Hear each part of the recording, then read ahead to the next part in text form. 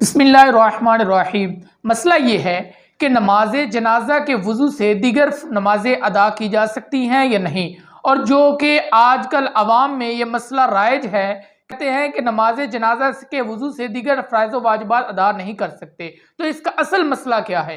اصل مسئلہ یہ ہے کہ نماز جنازہ کے وضو سے بلا شبہ دیگر تمام فرائض و واجبات سنت و نوافل ادا کر سکتے ہیں، اس میں کوئی مسئلہ نہیں۔ اور یہ جو رائج ہے عوام کے اندر، عوام کہتی ہے کہ نماز جنازہ کے وضو سے دیگر فرائض و واجبات ادا نہیں کر سکتے، یہ بالکل غلط اور بے اصل ہے۔ اصل مسئلے کی مقدار یہ تھی کہ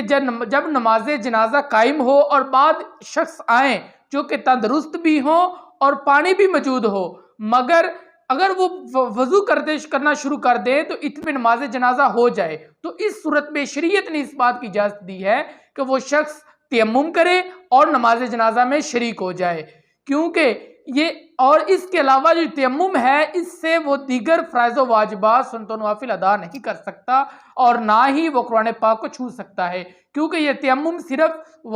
نماز جنازہ کے لیے ہی ہے، اس کے علاوہ دیگر کسی عبادات کے لیے نہیں۔